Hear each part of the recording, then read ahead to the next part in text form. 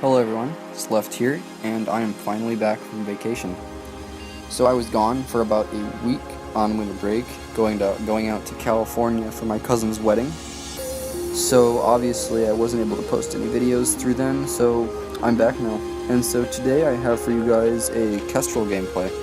In the lane, playing with a Vox and an Arden against a Jewel, a Glaive, and a Fortress. And so in this game, they were a guild. It's a casual game. I'm not really sure exactly what they were doing.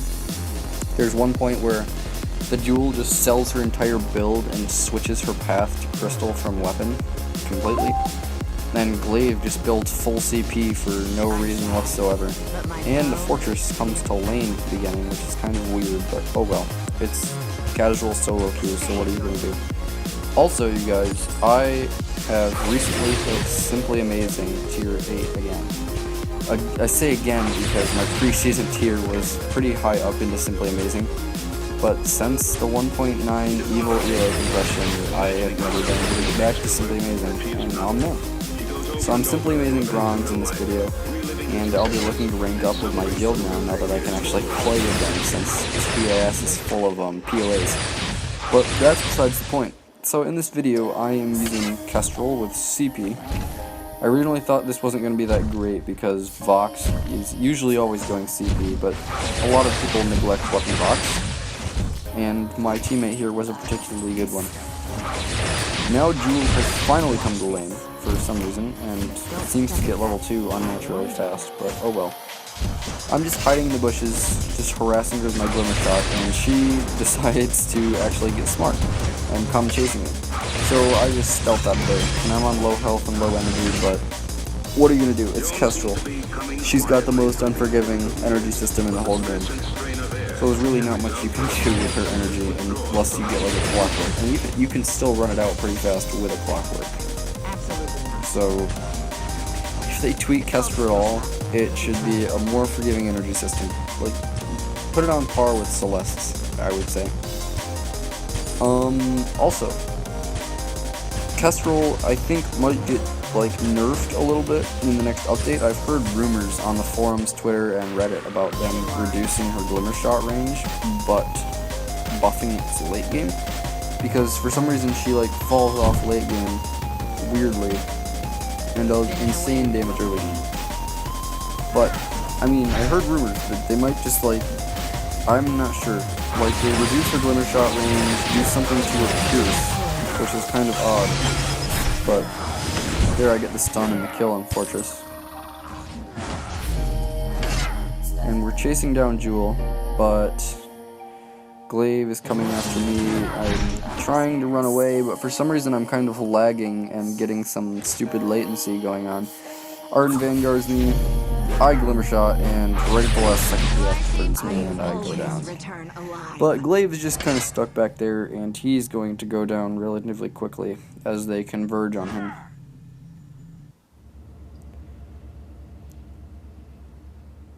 Actually, I think he ported back there, so never mind. But level 3, coming back out of the base, I activate my boots, which is just a stupid little thing I do as a player. I have boots OCD. I just activate my boots all the time, whenever I can, just to get like the instant gratification of the stupid little speed boost. Their Fortress tries to engage, and he kind of walks right into my arrows, which is never a good idea when you're playing against Kestrel, especially if she's weapon power. So, one thing about CP Kestrel is that she doesn't really get a lot of love in the pro scene, which is a little bit strange. I mean, the bad thing, her downside, is that once you run out of arrows, you run out of damage. It's that simple. And here Jewel is suicide on me, but I kill her right at the last second and avoid getting killed by the minions by using a potion. But CP Kestrel, she just gets no play up past POA because of the time where, like, you run out of arrows, you have to reload. But I just don't understand that. If you're so pro, and you're above POA, you should probably be able to use your mist trap to reload and set up a good kill. Like, use your arrows, stealth, set up a trap with the stealth, maybe use your ultimate onto the stealth trap and kill somebody with it. But, I mean, I don't know.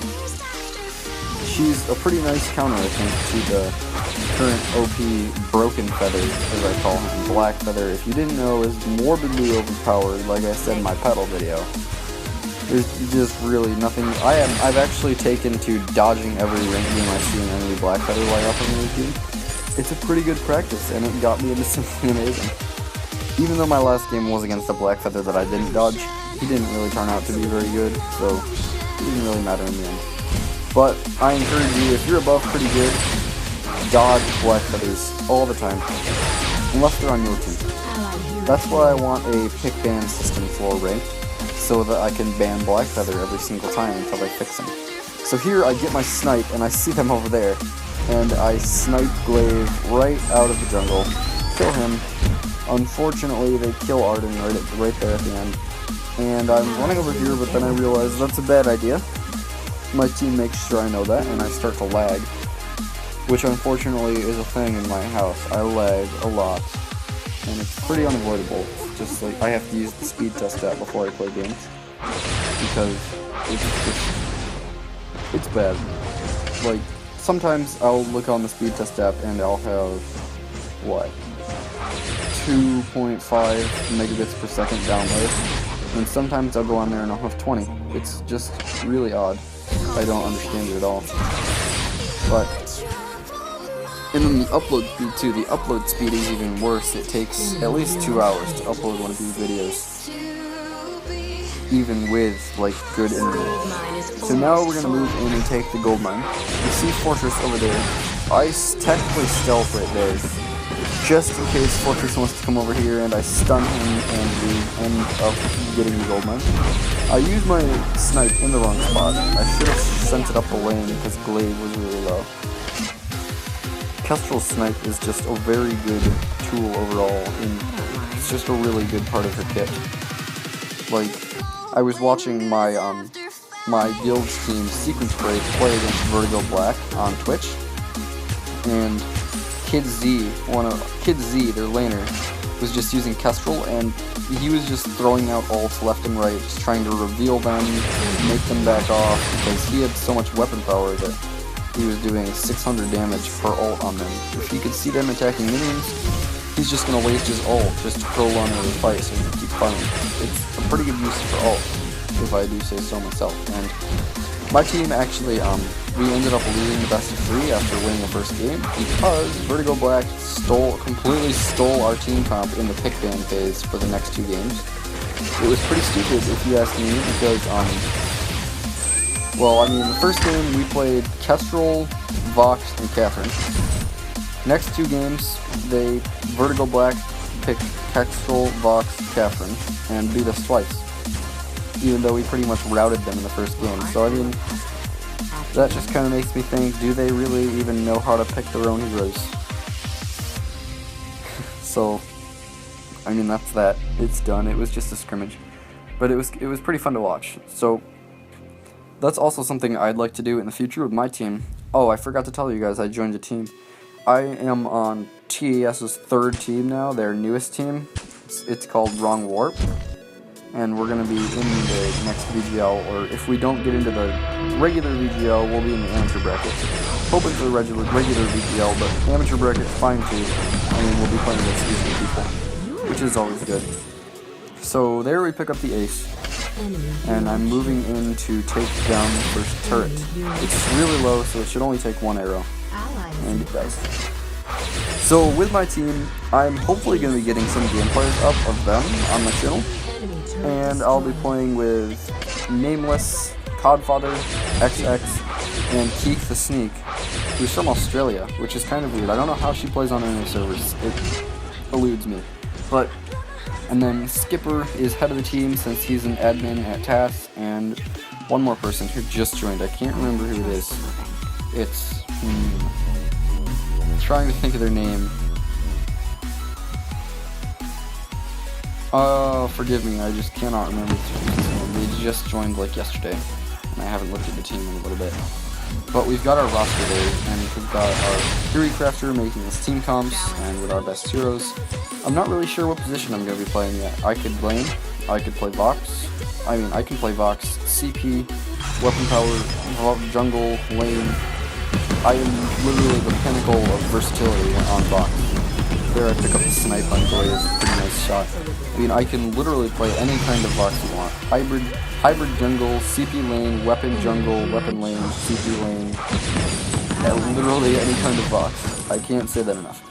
Vox is just such an awesome hero, and that's why I have so many games of him on the channel. It's just like, he can do anything he wants, just not support. Vox is just, his kit is so cool. A good Vox player is just always just out of reach of the other team. There I evade Jewel and get her in the stun right there, killing her with the arrow after they overextend, and now I'm just going to start poking them as they go, doing 339 damage to that Glaive with my arrows. We kill Glaive, see Fortress, but I fire off my ult like way late. Horrible reactions there. But oh well, it's fine. We're winning the game. Enemy team is getting pretty much wrecked on in every single way they can get wrecked. Oh, also, first song in the beginning of this video is not from NCS. It's Nitro Fun, Fading Away. I think that's what it's called, but it's it's a free download, so it should be fine to use. Like 99% free download songs are. And that should be it on the music. Everything else is from NCS. So now I'm hiding in this bush. I use my stealth to get out, and they're kind of just like walking right into the mist trap, but then they just stop. And then I stun Jewel out of her rocket loop. See her there. I'm debating on whether or not to use my snipe, but I don't. Now I'm just chasing them down. My arrow gets blocked, and then I use my snipe. I miss, of course. I would miss. My arrows get blocked by minions, even though they're CP arrows. I just do not understand how they block CP glimmer shots. Like the CP ones, they pierce through. The point of them is to not get blocked. It eludes me. Not really sure. But now I'm going to be trying to move back down to shop, I think, and get a Broken Myth. Some people say that Broken Myth isn't great on Kestrel, because most of her damage is front-loaded, just from the 4 glimmer shots. But I personally just get it as a staple on every CP carry I play, because it's just so essential. Like, who wouldn't want to have, like, gaining CP damage over the course of a fight? Like, I don't even remember what it was like not using a Broken Myth back when I started the game, but I've never had it off now. So now here I see Glaive. Shoot him a couple times, but he just afterburnsts through the wall. Like an idiot. I mean, you hate it when Glaives do that. Actually, Vox just absolutely melts the blue right there. I was gonna use my ult, but not really gonna use. So now Vox is farmed to the point where he's melting them in 2 shots because he has 150 bonus, or 200 bonus weapon and something around 40% crit damage from the Tyrant's Monocle and the Tornado Trigger. Personally, I would have gotten Breaking Point, but that's him, not me. So now we're just kind of pushing into the base, waiting for which hero we're going to melt to the ground next. Jewel uses her big red button, doesn't do anything. And now we're just kind of pushing in, and Vox gets hit by Jewel, but of course he's going to melt her in 2 shots, and now he's kiting back Fortress. He gets Vanguarded, I shoot Fortress with my ultimate. Fortress is going and going, he bleeds Vox, and Vox is going to bleed out while he's going home. The Fortress probably got at least 1,000 gold for that kill with the kill streak Vox was on. And now I'm chasing down Glaive, doing 400 damage a shot, and of course he afterburns away. So now we're just kind of staying in their base, kill their last turret. They're all coming back, I'm doing a ton of damage to them. I lay down that mist trap, and I know that Jewel's going to try to rocket leap onto me, which is exactly what she does, and I activate the mist trap, killing her, stunning her, and now they're all coming back. So Fortress is there, and I'm just like, no, let's get out. So steal their farm, get back to the shop. I'm gonna get a Clockwork here because Clockwork on Kestrel CP, you as soon as your stealth is over, you get it back. It's pretty nice. Like with the extra CP, oh, Glaive just comes in there and afterburns me away. I'm just like, K Glaive, K. But like, what's that gonna do for you? You just wasted your energy and now you have to go back to base. But with Clockwork, Kestrel's stealth, as soon as it's done, it's already back up. And the thing with her stealth always is that, oh, I'm going to shoot my ulti right at Jewel, do 579 damage, just for the heck of it, because the cooldown is going to be up in, what is it, 17 seconds, because I bought a clockwork. The cooldown on her ult is just ridiculously low. So is the wave clear with her CP arrows, though. That's great too. So now we are pushing into their base.